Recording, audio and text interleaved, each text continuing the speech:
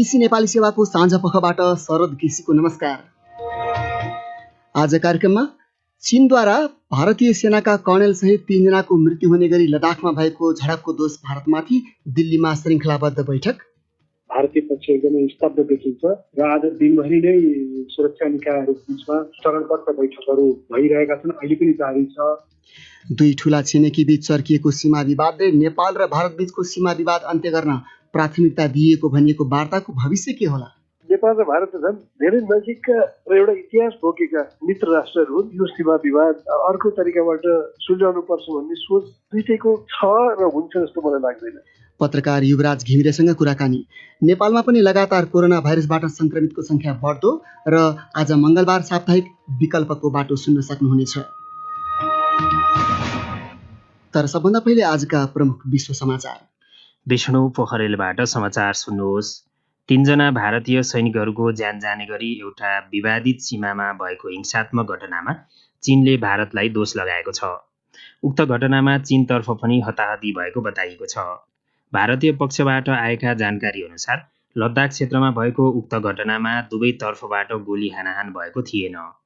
गत महिना पनि यस्तै घटनामा सैनिकहरू घाइते भएका थिए। चीनको विदेश मन्त्रालयले सोमबार मात्र भारतीय सेनाहरू 2 पटक आफ्नो क्षेत्रमा प्रवेश गरेको जनाएको छ। दिल्लीबाट बीबीसीका अरुणोदय मुखर्जी भन्छन्,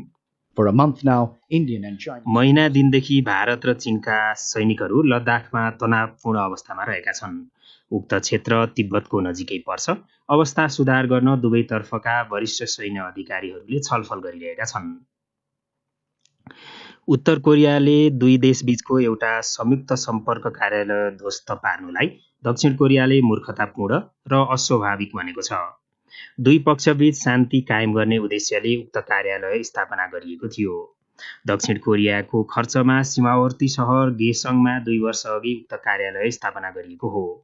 केही सातादेखि प्योङयाङले सोललाई लक्षित गर्दै श्रृङ्खलाबद्ध रूपमा रुष्ट प्रतिक्रियाहरू सार्वजनिक गरिरहेको थियो। बीबीसीकी सोल संवाददाता लोरा बिकर भन्छिन्, यहाँ सोलमा राष्ट्रपति भवनमा भेला भएको छ। राष्ट्रिय सुरक्षा सल्लाहकारले सुरक्षा परिषदको बैठक भएको छ र राष्ट्रपतिलाई उक्त घटनाको जानकारी गराइएको छ। सेना तयार अवस्थामा बसेको छ, तर उनीहरू प्योङयाङले अब नयाँ के गर्छ भन्ने हेरिरहेका छन्। तपाईँ बीबीसी नेपाली सेवाको साँझपख सुनिरहनु भएको छ। युकेमा भइरहेको एउटा परीक्षणले कोभिड-19बाट गम्भीर रूपमा बिरामी भएकाहरूको उपचारमा एउटा प्रमुख उपलब्धि हासिल हुने आशा जगाएको छ। एउटा सस्तो र सहजै उपलब्ध हुने भनिएको औषधि डेक्समेथासोनले गम्भीर रूपमा बिरामी भएकाहरूलाई बचाउने सम्भावना बढाएको पाइएको हो। यसले भेन्टिलेटरमा रहेका बिरामीहरूको मृत्युको खतरालाई 1/3ले घटाउने पाइएको छ। त्यस्तै अक्सिजनमा रहेका 5 मध्ये 1 जनालाई यसले मृत्युको मुखबाट बचाउने देखिएको छ। अक्सफोर्ड विश्वविद्यालयका अनुसन्धानकर्ताहरूले यसलाई एउटा प्रमुख उपलब्धिका रूपमा अर्थ्याएका छन्। एकजना अनुदारवादी राजनीतिज्ञलाई प्रवासीहरूप्रति सहानुभूति राखेको भन्दै हत्या गरेको आरोपमा एकजना जर्मन नवनात्सीलाई फ्राङ्कफर्टमा मुद्दा चलाइएको छ। अभियोजनकर्ताहरूले भनेका छन् 46 वर्षीय स्टेफन याट्सले भाल्ट लुखलाई गत वर्ष जुनमा उनकै घर बाहिर नजिकैबाट गोली हानेर हत्या गरेका थिए। सन् 2015मा भएको एउटा टाउन हल बैठकमा याट्स पनि सहभागी थिए, जहाँ लुखले सहरमा आएका नयाँ मानिसहरूप्रति दयाभाव देखाउन आह्वान गरेका थिए। ब्रिटिश सरकारले आफ्ना 2वटा विभागहरू समायोजन गर्ने भएको छ। यो समायोजनसँगै अन्तर्राष्ट्रिय विकास सम्बन्धी विभाग विदेश तथा कमनवेल्थ कार्यालयमा गाभिने छ। विदेशमा सहायता दिने काम हेर्ने उक्त कार्यालयलाई खारेज गर्ने निर्णय युकेको खर्च कम गर्ने सम्बन्धी एउटा विश्लेषण पश्चात आएको हो। प्रधानमन्त्री बोरिस जनसनले संसदमा उक्त निर्णयको घोषणा गरेका हुन्। बीबीसीका कूटनीतिक संवाददाताका अनुसार उक्त परिवर्तनका पक्षधरहरूले यसले युकेको राष्ट्रिय हित अनुसार सहायता खर्च हुने तर्क गरेका छन्, तर यसका विपक्षीहरूले गरिबी घटाउने प्राथमिकतालाई ओझेलमा पार्ने बताउने गरेका छन्। र अफ्रिकी मूलका अमेरिकी जर्ज फ्लोइडको प्रहरी नियन्त्रणमा मृत्यु भएको 3 साता पश्चात अमेरिकी राष्ट्रपति डोनाल्ड ट्रम्पले प्रहरीको सुधार गर्ने बारेको एउटा कार्यकारी आदेशमा हस्ताक्षर गर्ने अपेक्षा गरिएको छ। एकजना नागरिक अधिकार सम्बन्धी वकिलले दिएको जानकारी अनुसार आजै राष्ट्रपति ट्रम्पले उक्त आदेशमा हस्ताक्षर गर्नेछन्। यो बीबीसी नेपाली सेवा हो।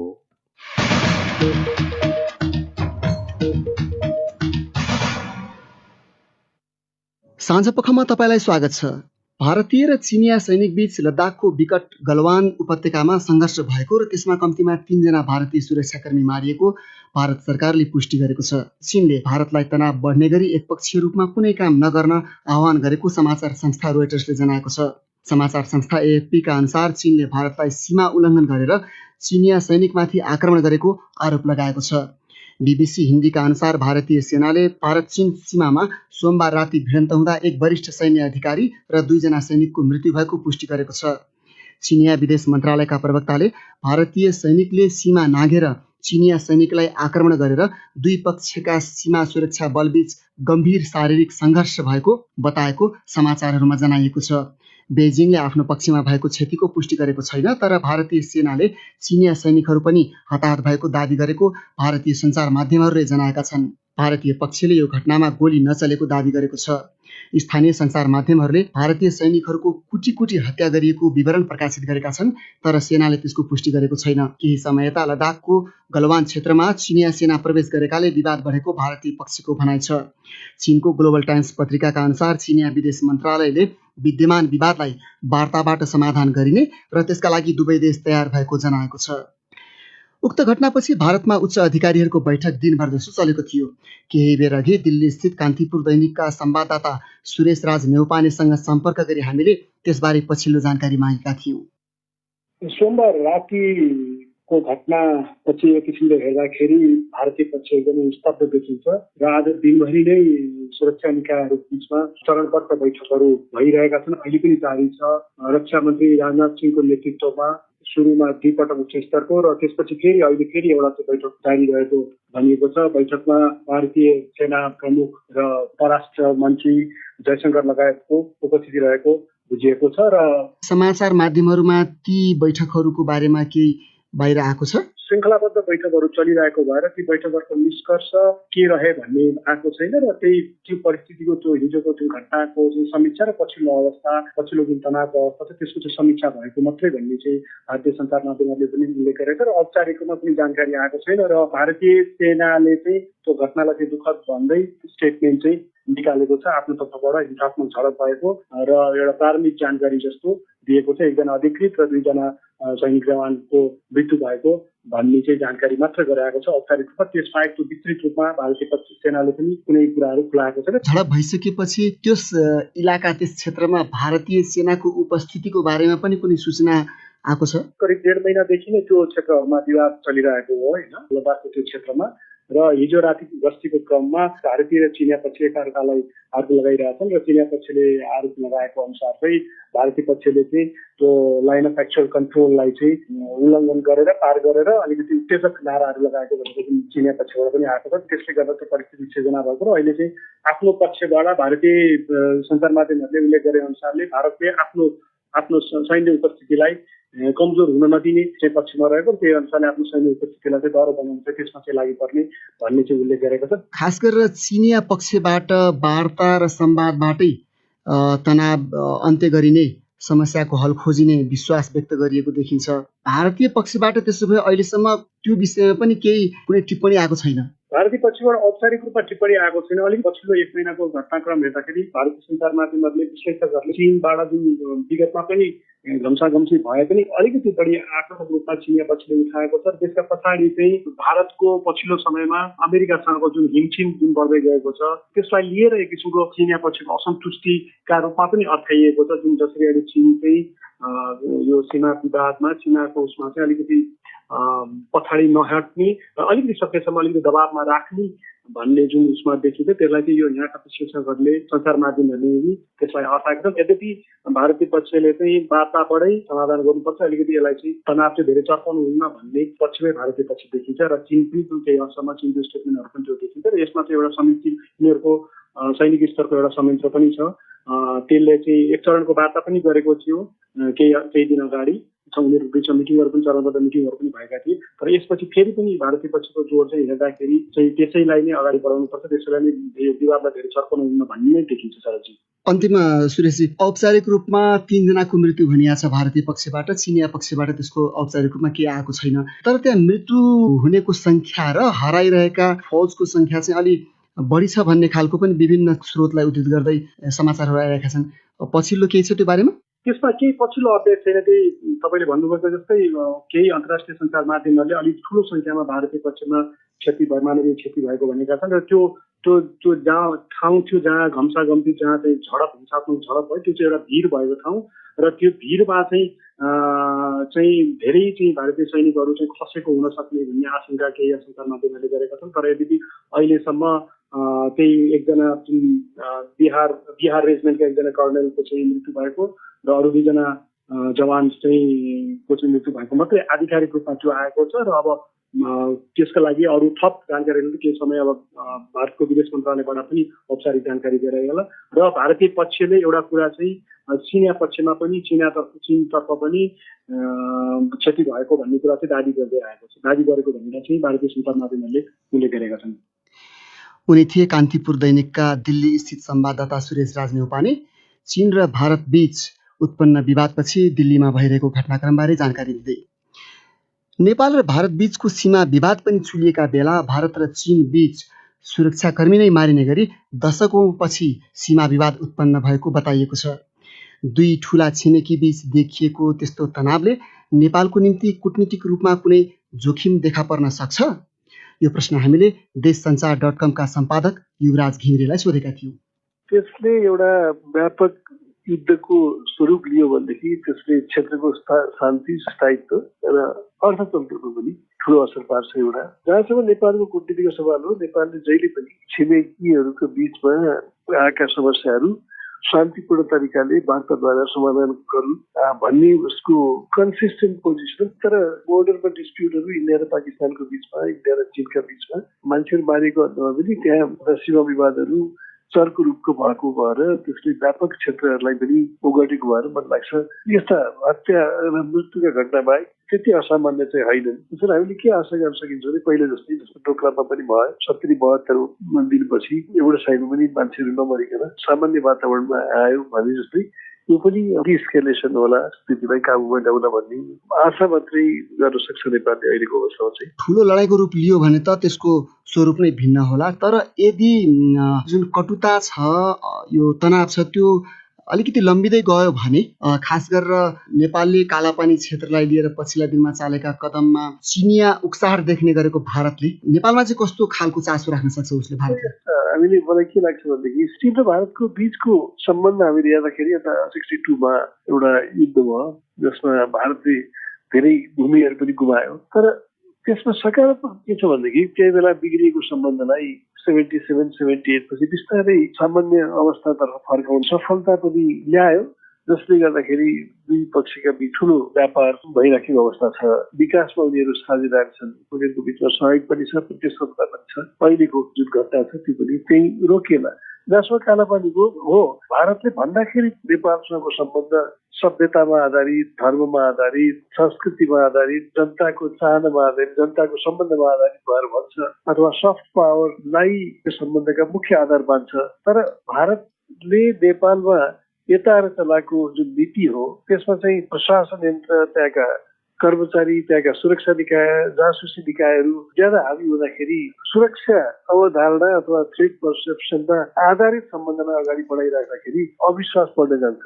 ओहो, नेपाल चीनसँग जोडिएको छ, त्यसबाट नेपालमा भारत विरोधी र चीनले उक्साएका शक्तिहरू हुन सक्छन् भन्ने एउटा बाध्यताबाट जो निर्देशित हुन्छ, आशंका बढ्न थाल्छ। र त्यो आशंकामा नेपालका जनताहरू, नेपालको सरकार सीमाको मामिलामा स्वतन्त्र रूपमा आफ्नो हक पेश गर्छ भन्ने कुरा उनीहरूले बिर्सन्छन् र तिनलाई देख्न चाहन्छन्। मलाई लाग्छ त्यो एउटा दुर्भाग्यपूर्ण र अस्वीकार्य परिस्थिति हो। मलाई लाग्छ भारत नेपालका बिचमा समझदारी बढ्दाखेरि सीमा विवाद पनि समाधान हुन्छ र यो मानसिकता पनि स्पष्ट हुन जान्छ। अब अन्त्यमा युवराजी, चीन र भारत बीचको जुन पछिल्लो विवाद सर्किँदै गयो भने अथवा तनाव मात्रैमै सीमित रह्यो भने पनि, अविश्वासमा सीमित रह्यो भने पनि, अब नेपाल र भारत बीचको सीमा विवादको भविष्य चाहिँ के होला? संवादमा अथवा वार्तालाई जुन प्राथमिकता दिने कुरा दुवै पक्षबाट आउन थालेको छ पछिल्लो दिनमा, त्यसको निम्ति प्रेरित गर्ला उनीहरूलाई अथवा अझ पक्कै पनि युद्ध कुनै पनि समस्याको समाधान होइन भन्ने कुरा सिद्धान्त त भारत र चीनले पनि स्वीकार गरेका छन्। त्यसैले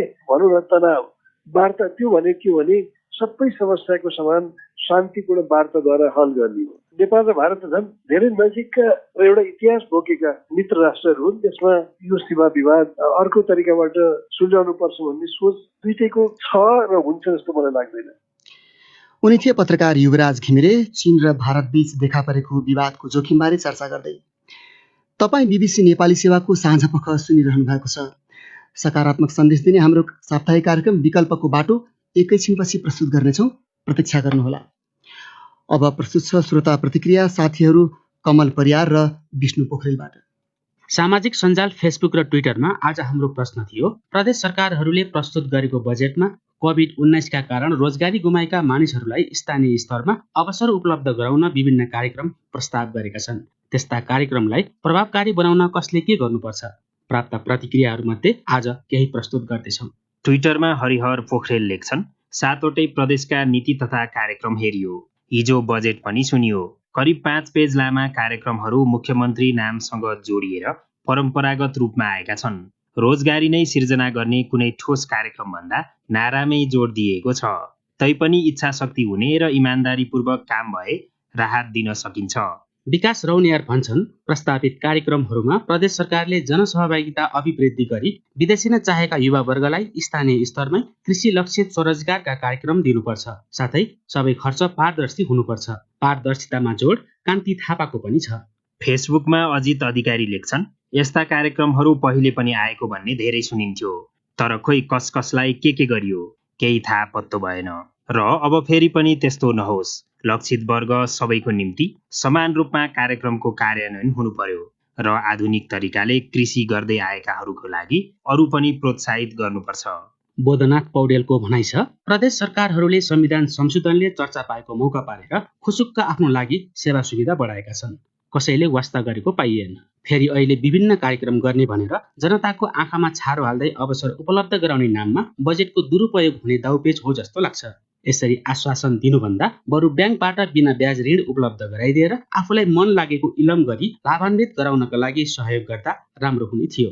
भेषराज कार्कीले लेखेका छन्, नेपाललाई आत्मनिर्भर बनाउन सहयोग पुग्ने गरी लघु उद्यम स्थापना अनि कृषिलाई व्यावसायिक र आधुनिकीकरण गर्न सबै स्थानीय तहले काम गर्नुपर्ने देखिन्छ। मेरोमा यति बजेट आएछ, अब यति चाहिँ कुम्ल्याइन्छ, मह काट्नेले हात चाट्छ भन्दै सबै मह नै स्वाहा पार्ने सोच नराखी यो सङ्कटका बेला राम्रो काम गर्नुपर्ला कार्यान्वयन गर्ने अधिकारी ज्यूहरूले। प्रेम सुनार सुर्खेत पञ्चपुरीबाट लेख्छन्, यस विषयमा केन्द्र, प्रदेश र स्थानीय सरकारका उच्च पदस्थहरू, त्यसमा पनि खास गरेर सामाजिक विकास मन्त्रालय र स्वरोजगार कार्यक्रमका सञ्चालकहरूले नातावाद र राजनीतिकरणलाई प्रशय नदिने हो भने कार्यक्रम प्रभावकारी हुन्छ। र राजु खड्कालाई पनि त्यही शङ्का छ। उनी लेख्छन्, राम्रो नीति र कार्ययोजना ल्याइएको छ, तर देशमा हिजो पनि नातावाद कृपावाद थियो, आज र भोलि पनि यही वादले जरा गाड्दासम्म केही हुनेवाला छैन। नेपालमा पछिल्लो 24 घण्टामा कोरोना भाइरसबाट थप 380 जना संक्रमित भएका छन्। स्वास्थ्य तथा जनसङ्ख्या मन्त्रालयका अनुसार त्यससँगै नेपालमा संक्रमितको कुल संख्या 6591 पुगेको छ। संसारभरि संक्रमितहरूको संख्या 80 लाख नाघेको छ। सबैभन्दा बढी प्रभावित अमेरिका बनेको छ भने दक्षिण एसियामा पनि संक्रमण बढ्दो छ। प्रस्तुत छ एक रिपोर्ट। स्वास्थ्य मन्त्रालयका अनुसार 6500 जना संक्रमित रहेको पुष्टि हुँदा 1158 जना निको भएका छन्। मन्त्रालयका प्रवक्ता डाक्टर जागेश्वर गौतमका अनुसार अहिलेसम्म संक्रमितहरू 73 जिल्लाका छन्। हालसम्म प्रदेश नम्बर 2 र 5 मा सर्वाधिक संख्यामा संक्रमितहरू फेला परेका छन्। क्वारेन्टिनमा रहेका मानिसहरूको परीक्षणमा तीव्रता दिएकाले संक्रमितहरूको संख्या बढिरहेको सरकारी अधिकारीहरूको भनाइ छ। अहिले देशभरि 1,30,000 भन्दा बढी मानिस क्वारेन्टिनमा छन्। ती मध्ये अधिकांश जसो भारतबाट फर्किएकाहरू हुन्। अहिले देशभरि 22 वटा प्रयोगशालामा कोरोना भाइरस संक्रमणको परीक्षण हुने गरेको छ। परीक्षण बढेसँगै संक्रमितको संख्या दिनहुँ बढिरहेको छ। जनजीवन सहज तुल्याउन लकडाउन खुकुलो बनाइए पनि सरकारले सतर्कता जारी राख्न सबैलाई आग्रह गरेको छ। स्वास्थ्य मन्त्रालयका प्रवक्ता डाक्टर जागेश्वर गौतम, जीवनयापनको लागि लकडाउन खुकुलो भए पनि आफू, आफ्नो परिवार र समाजलाई बचाउन हामीले गर्दै आएका सकारात्मक अभ्यासलाई निरन्तरता दिन स्वास्थ्य तथा जनसङ्ख्या मन्त्रालय हार्दिक अनुरोध गर्दछ। मुख्य उपाय भनेको भौतिक र सामाजिक दूरी कायम गर्नु, खोक्दा आछ्युँ गर्दा नाकमुख छोप्नु, मास्कको प्रयोग गर्नु र पटक पटक साबुन पानीले कम्तीमा 20 सेकेन्डसम्म मिची हात धुनु नै हो। विश्वका अन्य देशमा पनि संक्रमितको संख्या बढ्दो छ। जन्स हपकिन्स विश्वविद्यालयले सङ्कलन गरेको तथ्याङ्क अनुसार विश्वभरि संक्रमितको संख्या 80 लाख नाग्दा 4,36,000 भन्दा धेरैले ज्यान गुमाएका छन्। अहिलेसम्म अमेरिका कोभिड-19बाट सर्वाधिक प्रभावित देश हो। त्यहाँ 20 लाख भन्दा बढी संक्रमित भएकोमा 1 लाख भन्दा धेरै मानिसको मृत्यु भइसकेको छ। गत वर्ष चीनको वुहानबाट फैलिन थालेको भाइरसले विश्वव्यापी महामारीको रूप लिएको छ। चीनपछि युरोपमा सर्वाधिक प्रभाव पारेको कोभिड-19 अहिले ल्याटिन अमेरिकामा व्यापक रूपमा फैलिन थालेको छ। ब्राजिलमा संक्रमितको संख्या करिब 9 लाख पुगेको छ। दक्षिण एसियामा पनि संक्रमण बढ्दै गएको देखिन्छ।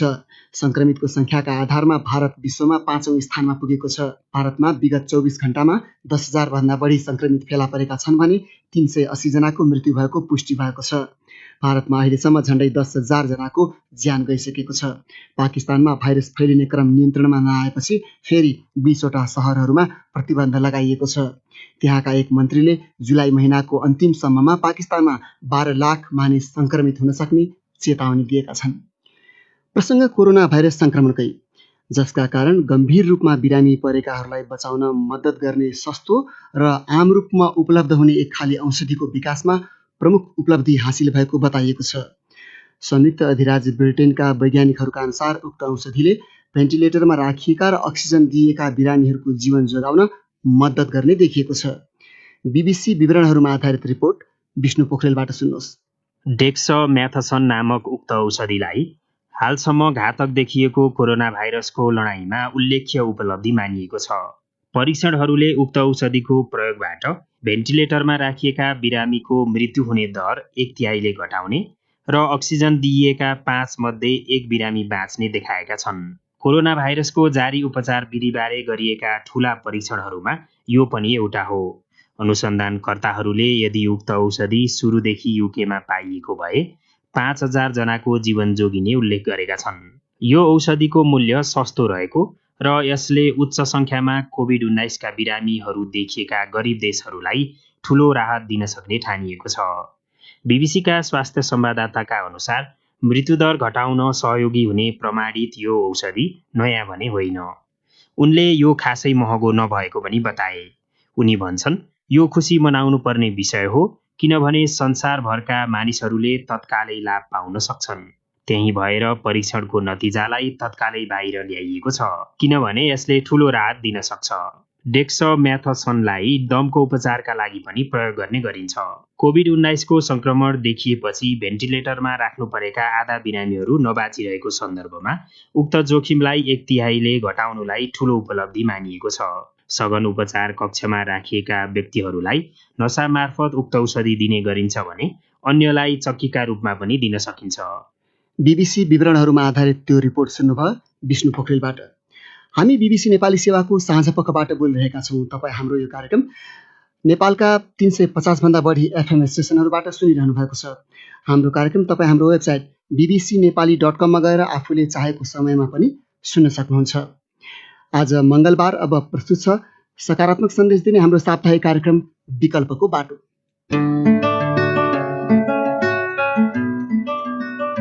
हाम्रो विद्यालयलाई बनाउनु पर्छ भनेर सबै एकजुट भएर लागिरहेका छौँ। वैदेशिक रोजगारमा हुनुभएका दाजुभाइहरूले पनि त्यतिकै सहयोग गर्नुभएको छ र गाउँमा भएका सर्वसाधारण किसानहरूले पनि सहयोग गर्नुभएको छ। बागलुङको गलकोट नगरपालिका स्थित एउटा सामुदायिक विद्यालयले प्रविधियुक्त गुणस्तरीय शिक्षाका लागि आवश्यक पर्ने रकम जोहो गर्न एउटा अभियान सुरु गरेको छ। अहिलेसम्म सहयोग गर्ने 175 जना दातामध्ये कृषकदेखि विदेशमा कार्यरत नेपाली लगायत रहेको विद्यालयले जनाएको छ। आफ्नो गाउँको विद्यालय सुधार्नु आफ्नै सन्तानको भविष्य सुधार्नु हो भन्ने सोचले दान गर्न प्रेरित भएको कतिपय दाता बताउँछन्। सकारात्मक प्रयासबारे चर्चा गरिने विकल्पको बाटोमा प्रस्तुत छ बागलुङबाट हाम्री संवाददाता रबिना बोहराले पठाएको यो रिपोर्ट। गलकोट नगरपालिका 7 मलमकी मीना बिकोको परिवार त्यति सम्पन्नशाली छैन। उनका श्रीमानले साउदीमा सुख दुःख गरेर परिवार पाल्छन्, तर उनीहरू बेला बेला सामाजिक कार्यमा पनि सहभागी हुन्छन्। सम्पन्न भएर पनि सामाजिक काममा सहयोग नगर्ने कतिपय मानिसहरूको जमातका बीचमा बिकका परिवारले भने एउटा सामुदायिक विद्यालयको शैक्षिक गुणस्तर सुधारमा इटा थप्ने काम गरेका छन्। गलकोट नगरपालिका 7 मलममा रहेको जनहित माध्यमिक विद्यालयले थालेको शैक्षिक सहयोग अभियानमा उनीहरूले 55,000 भन्दा बढी रकम सहयोग गरेको बताइन्। पैसा भएर भन्दा पनि आफूले खाने खर्च कटाएर सहयोग गरेको विकको भनाइ छ। बोर्डिङमा भएको छोराछोरीलाई लिएर हामीले हाम्रो विद्यालयमा राखेछौँ। हामीसँग त्यति धेरै अब पैसा त छैन, अब हामीले अब हाम्रो ठाउँ बनाउनु पर्छ भनेर चाहिँ मनदेखि नै सहयोग गरेको हो। हाम्रो अब गाउँ ठाउँलाई बनाउनु पर्छ, हाम्रो विद्यालयलाई बनाउनु पर्छ भनेर सबै एकजुट भएर लागिरहेका छौँ। यस्तै अर्का अभिभावक चिरञ्जीवी मरासिनीले पनि धेर थोर सहयोग गरेका छन्। कोरोना भाइरसको महामारीका बीचमा सबै कामहरू बन्द भए पनि विद्यालयले थालेको अभियानमा सहभागी बनेको मरासिनी बताउँछन्। आफ्ना बालबालिकाको भविष्य उज्जवल पार्नका निम्ति गुणस्तरीय प्रविधियुक्त शिक्षा आवश्यक भएकाले पनि अभियानमा जुटेको मरासिनीले बताए। एउटा अभिभावक भएको हुनाले विद्यालयमा गुणस्तरीय शिक्षा होस्, हाम्रो नानी बाबुहरूले यहाँबाट अन्त अरू विद्यालयहरू जान नपरोस्, शिक्षा राम्रो होस्, गुणस्तरीय शिक्षा होस् भन्ने हिसाबले अब त्यसरी आर्थिक सहयोग गरियो छ। दुःख सुख हेर्नुहोस्, अब पैसा भएर मात्र पनि त्यसरी अब दिएको हो। विश्वभर महामारीका रूपमा फैलिएको कोरोना भाइरस संक्रमणका कारण देश ठप्प भएका समयमा पनि यस विद्यालयलाई विभिन्न माध्यमबाट सहयोग गरिरहेका छन्। घर दैलो, भेटघाट तथा सामाजिक सञ्जाल मार्फत समेत कोष निर्माणमा जुटेको बेला कोरोना भाइरसले अवरोध खडा गरेको छ। तर मनकारी मानिसहरू भने पछि हटेका छैनन्। 1 करोडको अक्षय कोष बनाउने विद्यालयको योजना छ। कृषकदेखि देश विदेशसम्म गएकाहरू गरी 175 जना दाताहरूबाट 25 लाख रुपियाँ भन्दा बढी संकलन भएको आर्थिक समितिका संयोजक राजबहादुर थापाले बताए। प्रविधियुक्त गुणस्तरीय शिक्षा दिनुपर्छ भन्ने किसिमको हामीले योजना बनाएका छौँ। सामुदायिक विद्यालयहरूले पनि शिक्षामा गुणस्तर कायम गर्न सक्छन् भन्ने हिसाबले हाम्रो यो अभियानमा बढी जोड गरिएको छ। सामाजिक सञ्जाल मार्फत नै हाम्रो अभियान सुरु छ, तर अब अहिले घर दैलो गर्ने कार्यक्रम भने हामी पुग्न सकेका छैनौँ। हामीलाई 1,000 देखि लिएर 8 लाखसम्म हामीलाई सहयोग गर्नुभएको छ। वैदेशिक रोजगारमा हुनुभएका दाजुभाइहरूले पनि त्यतिकै सहयोग गर्नुभएको छ र गाउँमा भएका सर्वसाधारण किसानहरू पनि सहयोग गर्नुभएको छ। प्रयोगशाला, विद्युतीय पुस्तकालय, शैक्षिक सामग्री, उपकरण, शिक्षण सिकाइ, क्षमता अभिवृद्धि लगायतका क्षेत्रमा कोष परिचालन गर्ने विद्यालयको सोच छ। हाल कक्षा 5 सम्म रहेको अंग्रेजी माध्यमलाई 10 सम्म पुर्याउने योजना छ। अहिले कक्षा 11 सम्म पढाइ सञ्चालन भइरहेकोमा आउँदो शैक्षिक सत्रदेखि कक्षा 12 को अनुमतिका लागि प्रक्रिया अगाडि बढाइने विद्यालयले जनाएको छ।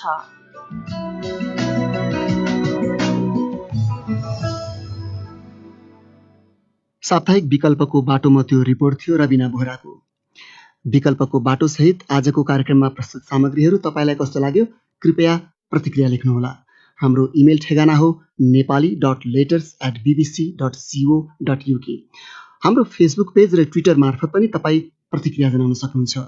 अब अन्त्यमा प्रमुख विश्व समाचार संक्षेपमा।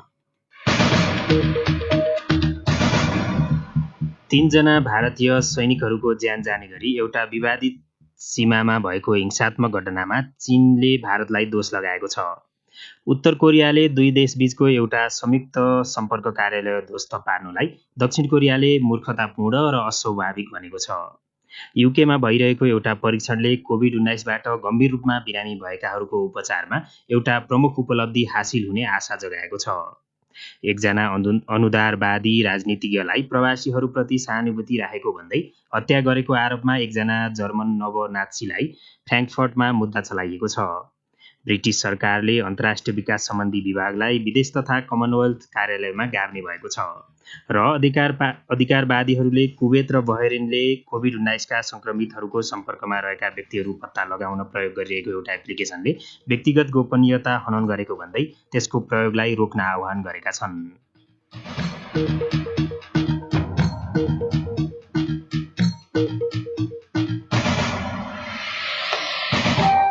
हवस् त यसका साथै बीबीसी नेपाली सेवाको साँझ पख यहीँ सकिन्छ।